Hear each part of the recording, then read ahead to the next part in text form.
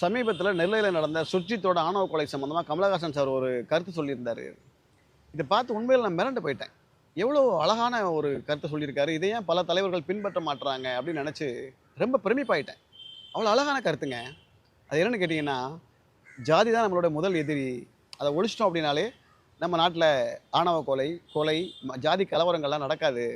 அதனால் அதை ஒழிக்கிறதுக்கு என்னென்ன வழி இருக்கோ அத்தனை வழிகளையும் அரசியல் தலைவர்கள் பின்பற்ற வேண்டும். முதல்ல ஜாதியை ஒழிக்கணும் அப்படின்னு சொல்லியிருந்தார். எவ்வளோ அழகான ஒரு விஷயம் இல்லை? இன்னைக்கு 40, 50 ஆண்டுகளாக நம்ம நாட்டில் அரசியல் தலைவராக இருக்கக்கூடிய பல பேருக்கு தோணாத ஒரு விஷயம் கமலஹாசன் தோணியிருக்கு பார்த்தீங்களா? Right sir. ஆனால் ஜாதியை ஒழிச்சிட்டா பல அரசியல் தலைவருடைய வாழ்வாதாரம் கேள்விக்குறி ஆகிடுமே. ஏன்னா அவங்க ஜாதியை வச்சு தானே அரசியலே பண்ணுறாங்க. எங்கேயாவது ஒரு கொலை நடந்துட்டா செத்து போனால் நம்ம ஜாதிக்காரனாக இருக்க மாட்டானா? இவனுக்காக நம்ம போராடி நியாயம் வாங்கி கொடுத்துட மாட்டோமா? இருக்கிற அனைத்து மீடியாக்களும் நம்மளை ஜூம் பண்ணி ஒரு வாரத்துக்கு நம்ம மக்கள் மத்தியில் நம்ம பிரபலம் ஆயிட மாட்டோமா அப்படின்னு சொல்லி தானே போராடிக்கிட்டு இருக்காங்க. எந்த அரசியல் தலைவராரு பொதுவாக ஒரு சம்பவத்துக்கு போராடி இருக்காங்களா? பண்ண மாட்டாங்க. ஆனால் மேடையில் பேசும்போது மட்டும் பார்த்தீங்கன்னா, என் கட்சி வந்து பொதுவான கட்சி, ஜாதி கட்சி கிடையாது, அனைவருக்குமான கட்சி அப்படின்னு சொல்லுவாங்க. ஆனால் யாரோ ஒருவனுக்கு நியாயமான முறையில் கூட போராடாத அந்த தலைவர்கள் தன் சாதிக்காரன் அப்படின்னா அநியாயத்துக்கு போராடுவாங்க. இப்படிப்பட்ட தலைவர்கள் இருக்கிற வரைக்கும் எப்படி சார் சாதி ஒழியும்? சரி, ஓகே சார், இந்த தலைவர்கள்லாம் முன்னெடுத்து ஜாதியை ஒழிச்சிட்டா கூட நான் உங்கள்கிட்ட ஒரு கேள்வி கேட்குறேன்.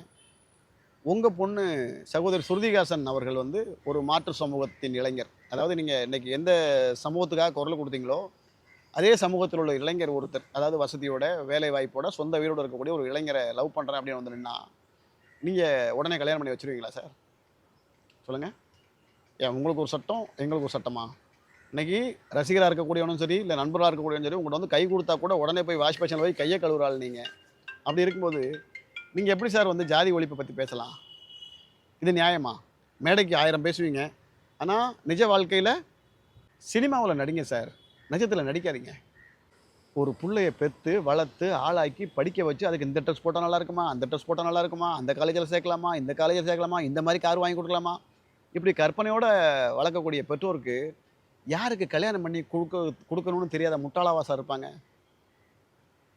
நாளைக்கு என் அக்கா மகனுக்கோ, தங்கச்சி மகனுக்கோ, இல்லை என் சொந்தக்கார பேருக்கோ என் பொண்ணை கல்யாணம் பண்ணி கொடுத்துருன்னு நினைக்கும் போது எவனோ ஒருத்தன் 3ஆம் மனுஷன் கூட்டு வந்து இவனை தான் கல்யாணம் பண்ணிக்க போறேன்னு பிள்ளைங்க காட்டினா உடனே கழுத்து நெட்டு இந்த கல்யாணம் பண்ணிக்கன்னு சொல்லிடுவாங்க சார்.